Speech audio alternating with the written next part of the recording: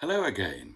I'm John Sargent, back for another chat to renew my membership to Saga's Not Going Out Club. Just over a year ago, my wife and I went to a grand charity lunch in London. It's been a regular, enjoyable feature in our calendar for several years. Cancer Research UK brings together a host of celebrities to be entertained after lunch by interviews of an unusual kind. Instead of journalists interviewing politicians, the roles are reversed, and the politicians are questioned by those who usually take great delight in putting them on the spot. For this turning the tables lunch, the star guest was a boisterous chap who arrived late and who, some of the wise heads present assured us, was unlikely ever to become Prime Minister. I first came across Boris Johnson many years ago at a European summit in Brussels. As a junior correspondent, he was already making a name for himself. He frequently ridiculed the European Commission for trying to regulate more and more aspects of our lives, including the straightness, or otherwise, of bananas. Attempts by EU officials to deny this particular story failed to dampen the enthusiasm of the young man from the Daily Telegraph, whose bosses in London were always up for a touch of balmy Brussels. I next met Boris when we shared a dressing room on some BBC show where both of us were expected to be funny about bananas or indeed anything else. I stared into the dressing room mirror, carefully combed my hair, and admittedly, against all the odds, tried to look smart. Boris stared into his mirror and ruffled his hair. I was in no doubt that he wouldn't make it to the top in politics, although he clearly had a future in light entertainment. But let's now go back to this lunch last year in London. One of the skills Boris has acquired is to give the impression that he is unprepared. He certainly played that role in the grand dining room of the BAFTA headquarters in Piccadilly.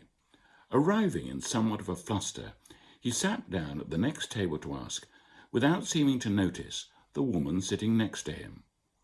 I tried to indicate to my wife Mary that it was the stunningly beautiful Liz Hurley, but Mary, sitting further round our table, was oblivious to my increasingly frantic signals.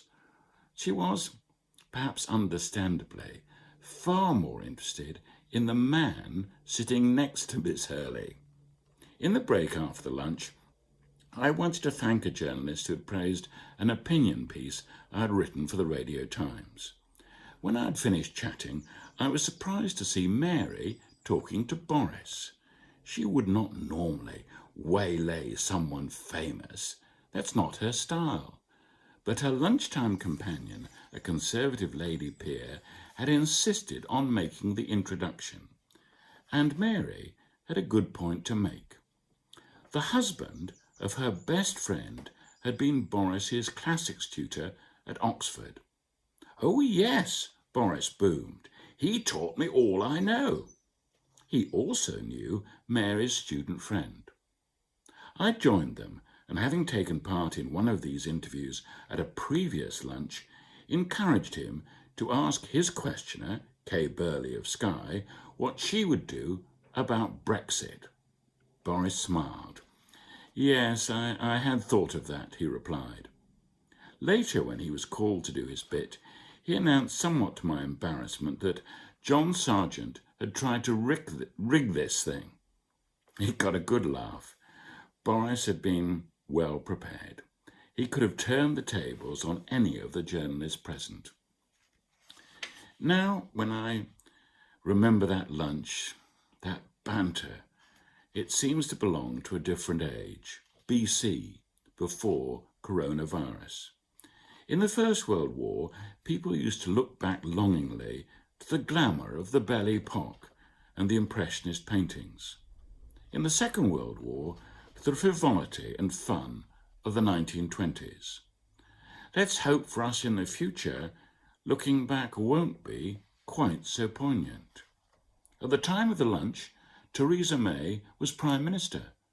I recently saw a picture of her alone in a supermarket queue, dutifully standing 6 feet apart from her nearest neighbour. And Boris, well, will we ever forget his ashen face and tired eyes, thanking all his nursing staff for keeping him alive in St. Thomas's Hospital? It could, he said, have gone either way. They checked his oxygen levels for every second throughout 2 long nights. The NHS, he concluded, was the beating heart of our country. What an extraordinary moment. The politics of the personal resonating precisely with the mood of the nation. I can't resist seeing contemporary political parallels in Shakespeare's plays. This is an easy one. Prince Hal throws off his carefree ways and stops fooling around with Falstaff and his gang.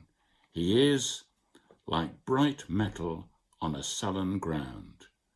His reformation, glittering over his fault, shall show more good and attract more eyes. And now, Prince Boris can become King Boris. Until next time, cheerio.